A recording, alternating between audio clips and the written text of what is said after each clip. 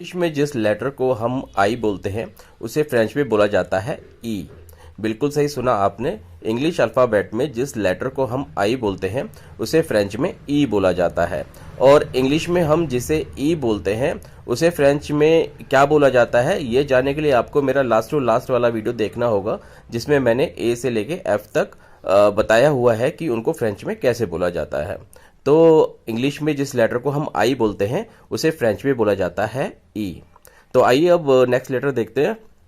Next letter है English में जिसको हम जे बोलते हैं।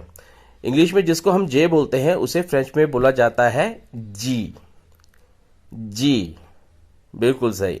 इंग्लिश में जिसे हम जे बोलते हैं उसे फ्रेंच में हम जी बोलते हैं। और इंग्लिश में जिसे हम जी बोलते हैं उसे फ्रेंच में हम जे बोलते हैं। ये जानने के लिए आपको मेरा लास्ट वाला वीडियो देखना होगा, जिसमें मैंने जी और एच के बारे में बताया हुआ है और उनके मैंने आपको कुछ एग्जाम्पल्स भी बताए हैं, तो वो वीडियो आप ज़रूर देखें।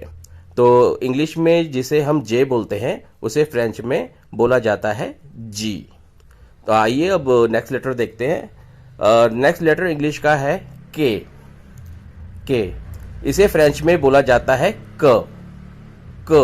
अगर हिंदी के तरीके से समझे तो हिंदी में जैसे होता है ना क से कलम, तो क का साउंड ऐसे ही आएगा।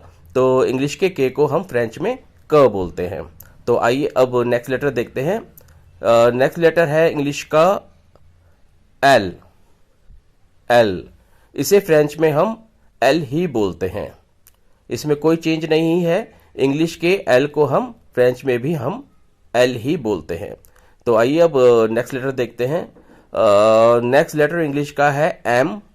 इसे फ्रेंच में हम एम ही बोलते हैं। इसमें भी कोई चेंज नहीं है। इंग्लिश में जिस तरह एम बोलते हैं उसे फ्रेंच में भी हम एम ही बोलते हैं।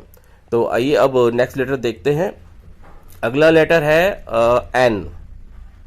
इसे भी फ्रेंच में हम एन ही बोलते हैं। इसमें भी कोई चेंज नहीं है। मतलब इंग्लिश के एल को हम फ्रेंच में भी एल बोलते हैं, एम को भी हम एम ही बोलते हैं, एन को भी हम एन ही बोलते हैं। अब नेक्स्ट लेटर जो है वो है इंग्लिश का ओ।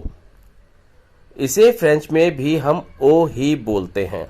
इसमें भी कोई चेंज नहीं है। हाँ, थोड़ा साउंड का ऊपर नीचे होता है। जैसे इंग्लिश में हम ओ बोलते हैं तो फ्रेंच में हम इसे थोड़ा सा हल्का सा ऊपर का साउंड लेते हैं, ओ। थोड़ा मतलब वैसा ही बोलना पड़ता है। धीरे धीरे आपको प्रैक्टिस हो जाएगी। तो इसमें भी आप कोई चेंज ना समझिए कि मतलब ओ को ओ ही बोलिए। तो अगला लेटर देखते हैं। अगला लेटर है इंग्लिश का पी। इसे फ्रेंच में बोला जाता है पे। देखिए, मैंने अभी तक आपको जितने भी लेटर्स बताए हैं कि इनको फ्रेंच में कैसे बोला जाता है, या मैं आगे आने वाले वीडियोस में जितने भी लेटर्स बताऊंगा कि उनको फ्रेंच में कैसे बोला जाता है।